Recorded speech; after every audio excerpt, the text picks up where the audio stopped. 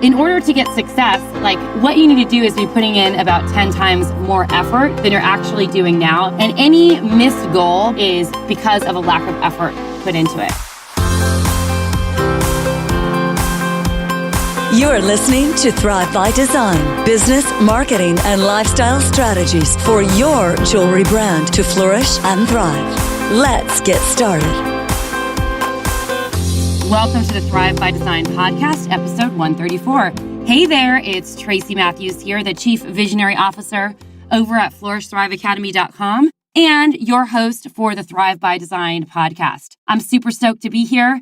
I can still say Happy New Year because today is officially, when this episode is launched, it's still January 2018, so we can say Happy New Year still. I think the rule is you can say Happy New Year until the end of January. So here we go.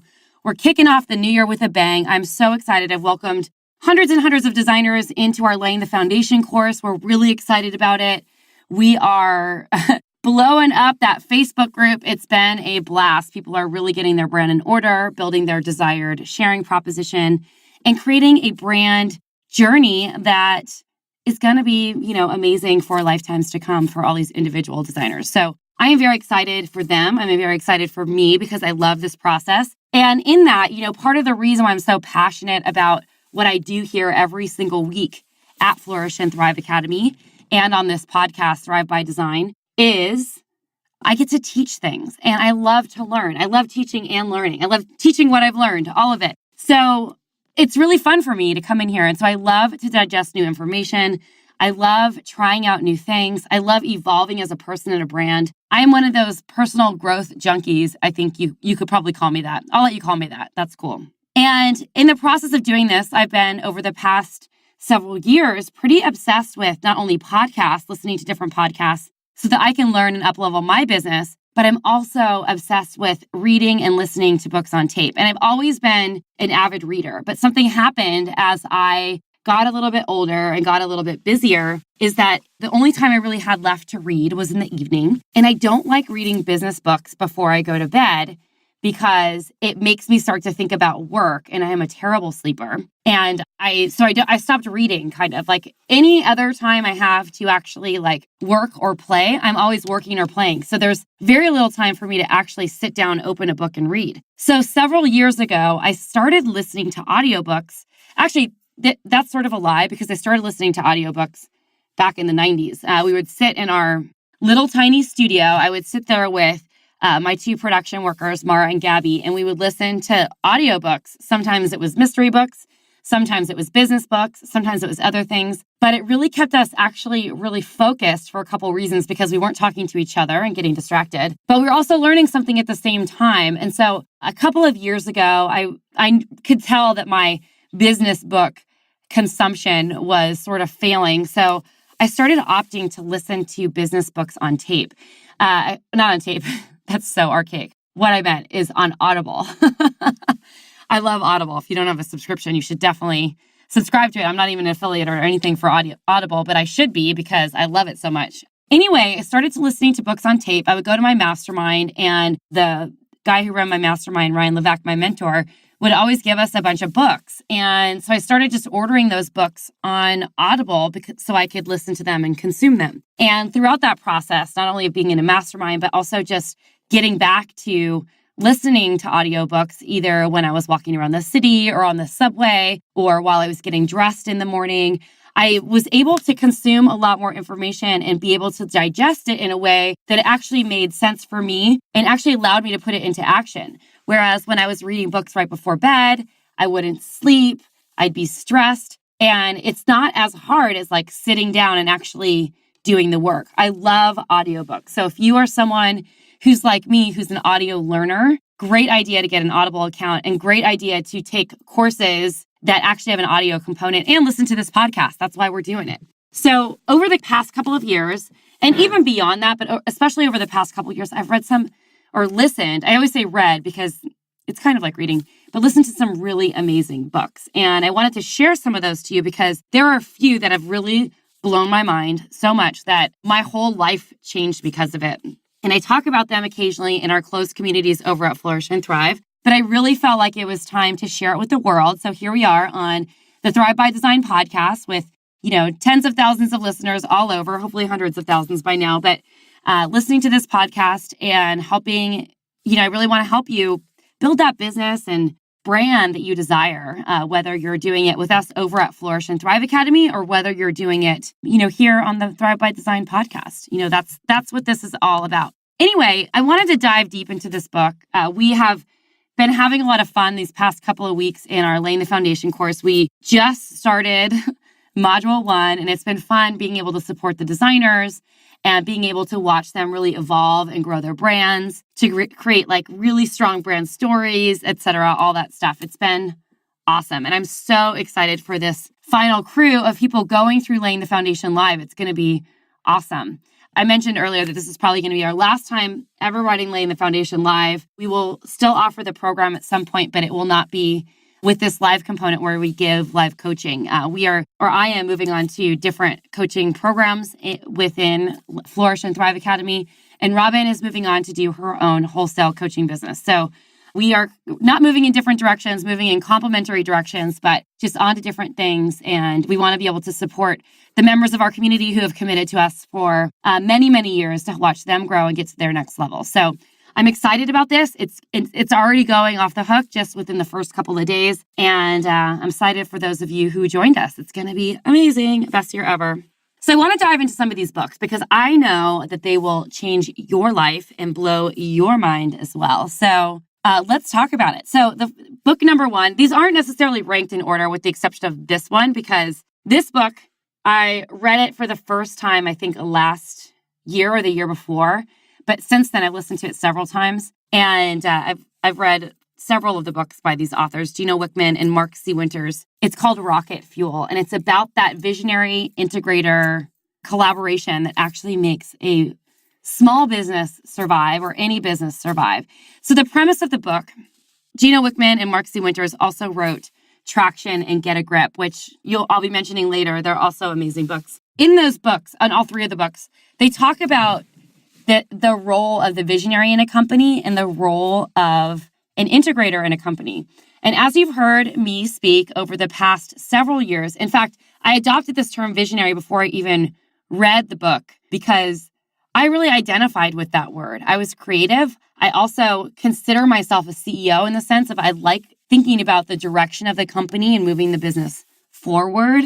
I love coming up with ideas. That is so much more exciting than being a chief executive officer. I'd much rather be a chief visionary officer. So years ago, we scratched the word CEO from our language over here at Flourish and Thrive, and we started calling it CVO, Chief Visionary Officer, because I really believe that people like you and me are the same. We are visionaries, we're creative, and most of us are visionaries. I'm not going to say all of us, because there are jewelry designers and makers who can be creative, but they might be more integrators, like getting stuff done. So I listened to this book and my mind was blown because on the score, I tested about 95% visionary and maybe 5% integrator. And the reason why this is so crazy is that for many, many years, I felt like a crazy person. Like I wasn't successful because I had a difficult time following my ideas through to completion, or I sucked because I wasn't able to continue moving forward. Like I would stop projects in the halfway point or get them about 80% done. And then that would be good enough, or I'd hand it off to someone else. And this has been like a lifelong frustration for me. And it was a struggle. And I beat myself up about it because I felt like there was something wrong with me. And when I realized that the vision part, the thing that I do really well, coming up with the ideas, coming up with the creativity, coming up with the forward movement for the projects was my strength, everything changed for me because it showed me that, yeah, some people are actually really good at getting stuff done and that's their job, but they can't think of an idea worth anything. And it's really my belief that creatives rule the world. Without these creative ideas that we bring to the world. My friend said this, like creatives are the new nerd. I'm like coining that term, trademarking that term. Creatives are the new nerds because, without creativity and ideas in the world, business can't move forward. It's without those visionaries are really important people. And being creative is such an important asset. And so I want all of you who feel the same way as me to own that and be okay with the fact that you're not good at other things in business and get people in your, eventually when you can, to support and help you. And that's how you actually grow. And that's where the integrator comes in. So over here at Flourish and Thrive Academy, our integrator is Abby. She is our business manager over here. She takes my ideas and she works with a team to help make them come to fruition. She completes all the projects that I drop off the board, and she is the person who helps me move things forward. In my jewelry business, I have an executive assistant named Sarah, who basically acts as an integrator. I tell her what needs to be done. I give her the ideas. She does it for me. We make things happen together, and it's a really awesome team. And so eventually, I hope you will not only read this book or listen to it on tape, but I hope that you will find either the visionary to your integrator or the integrator to your visionary, because this is really, really important for the long-term success of your business. So run, don't walk. Buy the book right now. Go on Amazon, go on Audible, go somewhere, go to your local bookstore, buy local, get the book, read or listen to it. Epic, incredible, and I'll probably spend the most time talking about this book over anything. So the next book that I just finished listening to was The 10X Rule. It's called by Grant Cardone. And this book is really all about success and success mindset and what it takes to be a success. And obviously success means different things to different people. But the thing that I love so much about this book is basically, I feel like he was like, could have written this book in a way because he was like speaking my language here. There's a really funny chapter. I'm not going to repeat it because there's bad words in it, but it's super funny about, it's basically like, stop whining, you little brat, but with more offensive language because that's the kind of guy he is, but it's funny. The premise of the book is that in order to get success, like what you need to do is be putting in about 10 times more effort than you're actually doing now. And what often happens is people either aren't passionate, they have low success mindset, so they don't believe that it's possible for themselves, or they're not willing or able, or I don't want to say able, but they're not willing to put in the necessary effort to actually make their dreams a reality. And any missed goal, basically, he says, is because of a lack of effort put into it. And so you might be thinking to yourself, well, I put so much effort into it, I'm driving myself crazy. Well, you're not being efficient enough. So this book is great. He kind of walks you through these principles and shows you how to sort of overcome that self-sabotaging behavior that we all have and how to really take your success to the next level. I loved it. I hope you do too. It's amazing. The next book that I thought was incredible, I think he also has a podcast too, is called Building a Story Brand with Donald Miller.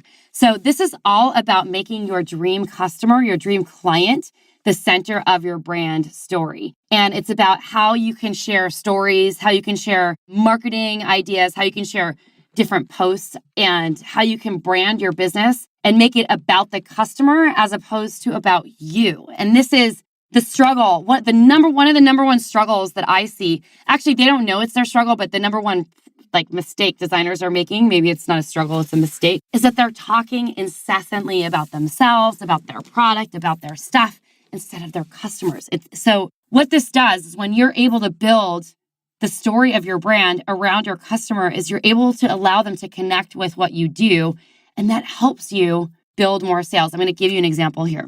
I didn't even realize I was doing this, but this is sort of the premise of Dream Client Work. When on the video on my website, when I talk about my brand story, I talk about the fact that my mother passed away. I also talk about what I do for customers for heirloom redesign and how this is a really special process for me because I understand what they're going through because I've been through the same thing. So do you see that little shift? It's not, oh, my mom died and then I designed an heirloom ring and that's why I'm passionate about heirlooms. It's because I don't want other people I want other people to be able to have that connection to their loved one in the same way that I did. And I love designing intuitively for people. So it turns that story around and makes it about them. And so you could do this in so many ways in your business, but it's really about flipping your brand story to make it about the customer instead of about yourself. The next amazing book that I think is going to be incredibly off the charts for many of you who are struggling with productivity. Last week, we talked about how to be more focused and productive and stop procrastinating. And so if you haven't listened to it, make sure that you check out episode 133. It's a fun episode. I loved it. We did a little Q&A with some of the designers. So it's a great opportunity for you to do that. But if you haven't listened to it yet, make sure that you listen to it. But this book is a great complement to that idea because this is really about making huge impact in just 12 weeks. And so Brian P. Moran and Tom Pyle teach you how to get more done in 12 weeks. than most people get done all year. And it's really about setting priorities, using that 3-rule principle, working in sprints, and getting stuff done. I was about to say a bad word there, but I didn't. What is going on with me? I'm a little spicy today. Another book that I highly recommend that I read a couple of years ago. It's a long one, and it could also be a skimmer.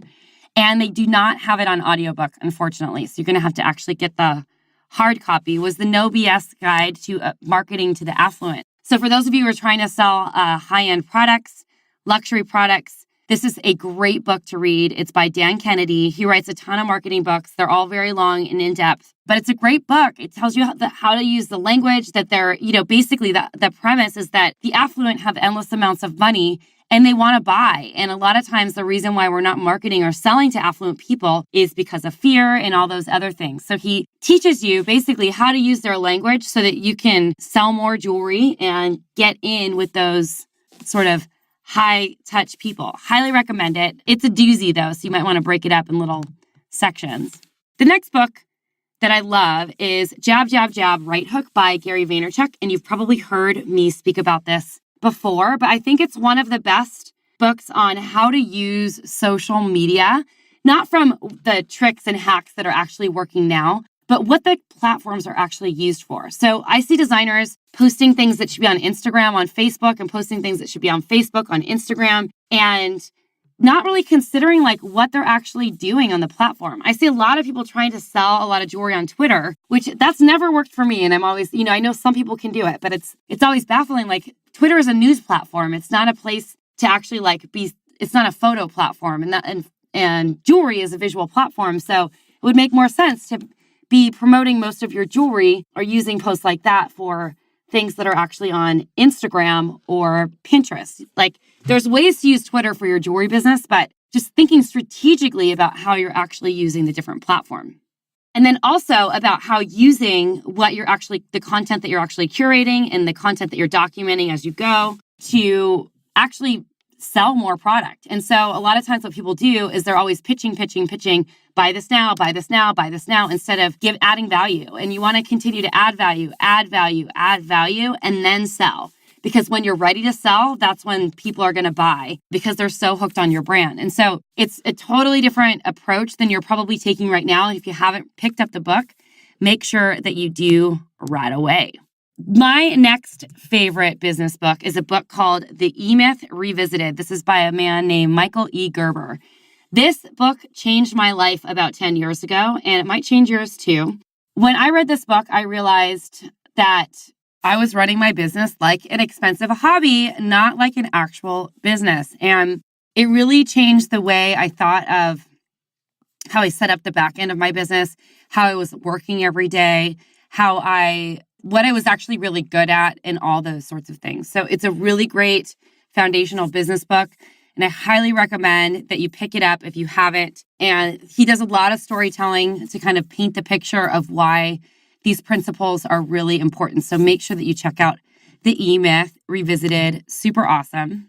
Next book on my list, let's see, it is book number 8, is The Ultimate Sales Machine by Chet Holmes. And I really like this book because it's not just about what you think it would be, which would be like sales tactics and sales techniques. It's really about looking at your business as a whole with their 12 key strategies to really turbocharge your growth. And so what Chet talks about are his 12 strategies or 12 pillars to successful businesses, which include time management, regular training, which I'm obsessed with. That's always be learning, like listening to books like this or listening to podcasts like this. Getting training for your team, that's really important. One of our core values at Flourish and Thrive is to always be learning, because I think it's really important to educate your team and get them on to that next level. And doing the same thing for yourself. That's how you stay ahead of the curve. Having effective meetings, brilliant strategies for ideas for growth, hiring superstars, getting the best buyers, those dream clients, great marketing, superior visuals, tactics to landing dream buyers. So he has tons of tactics to help land those dream buyers, really up-leveling your sales skills, bonding with your clients, and setting goals. And so I really, really love this book. I'm actually going to listen to it again because I think that it's not a really long book, but it's very in-depth. And so I like to refresh things that it really struck me. So I highly recommend that you go for it. So over the past few years, I've been focused on hiring a dream team and have some really amazing A players over here at Flourish and Thrive and in my jewelry business, which is super exciting for me because over the years, I've hired some not so A players. And so I was just listening somewhere. I can't remember what book it was. I can't attribute this, but it was something along the lines. Maybe it was the book, The Four, that I just read. Well, we'll pretend like it's The Four. I'm not sure if it was or not, but mindless attribution. A players hire A players. B players hire C players. So it's really important to understand how to identify who and what an A player is and how to attract those types of people on your team. And it is not by reading a resume. There's so much more involved. Anyway, this book is great, Who by Jeff Smart. It talks about how to attract and find those amazing top-tier people to your team. And no, you don't have to have a lot of money to get A players. You have to have the right people who buy in to what it is that you're doing. And so you can get amazing A players, even if you only had $15 an hour to pay them every single hour, as long as you're getting them to buy into the company vision and what you're doing as a whole as a company. So really great book. Highly recommend it. And it's fun. I've been focused so much on hiring over the past couple of years that it was really fun to read this book. I loved it. The next book, they're actually the same book, but just in a different format. One is called Traction and one is called Get a Grip. And this is by Gino Wickman and Mark C. Winters, the same book who wrote Rocket Fuel, or the same authors who wrote Rocket Fuel. And Traction and Get a Grip are just two different formats. One is more the storytelling format and one is more the detailed, laid out all the principles format of how to build a successful companies and get people buying into your company vision and really tracking and measuring the success of the people who work for you. So I know that not all of you are there yet, but I still have a lot of work to do on this, but this book really started to highlight the fact that maybe I wasn't motivating my team in the right way. Maybe I wasn't evaluating their progress in the right way. Maybe I was attracting maybe not some of the best players. And that really opened my eyes to see like, okay, here are some things that we can change. Here's how we can be more productive. Here's how our team can work better together. And here's how we can get people to actually stop making excuses for why they're not getting work done. And this was the first time I was introduced to I read this book probably 3 years ago. I read both of them, but I like to Get a Grip better for someone like me who is a little bit more of a visual audio learner because it really painted a picture. It was more like a story. But this is my first introduction to the term KPIs or key performance indicators. And it's really about helping your team members succeed. So super great book, highly recommended. Go out, get it now, do it. It's awesome. The final book I'm going to recommend is called The Four. I just finished this. It was a great book. It's about the four leading companies in the world right now, Amazon, Apple, Google, and Facebook, and how they've changed the face of our economy and how people actually buy. So the premise is really interesting. I recommend this book with a little bit of hesitation. It's a wonderful book for awareness, but also I don't want you to get freaked out or in sort of scarcity mindset thinking that there's not enough to go around. The premise of the book is just basically that the way people buy and consume information and products has completely changed over the years with the rise of these companies and how people are actually buying. Over the past 10 years, and particularly more the last 5, buying online and having things delivered has really changed, the face of the retail industry. And this is just good information for all of us to know so that we can adapt and learn how to communicate better with our customers so that we can continue to build our brands while utilizing companies like this to help us grow. So I look at these things, I don't think of it as a point of competition. I think of it as a point of learning how to use these platforms to actually help you grow your business. So with that being said, those are my 11 favorite business books right now. They are mind-blowing books that have totally changed my mind. I have lots of other books up my sleeve. Maybe thinking about doing a Flourish and Thrive book club. Thrive Tribe, what do you guys think? I don't know. You tell me. Anyway, this is Tracy Matthews signing off. I am so excited to be here. For those of you who are joining us for laying the foundation, I am thrilled to be supporting you for the next 3 months. Let's do this. We're going to party. It's awesome. All right. Have a good day. Take care until next time, everyone. Bye.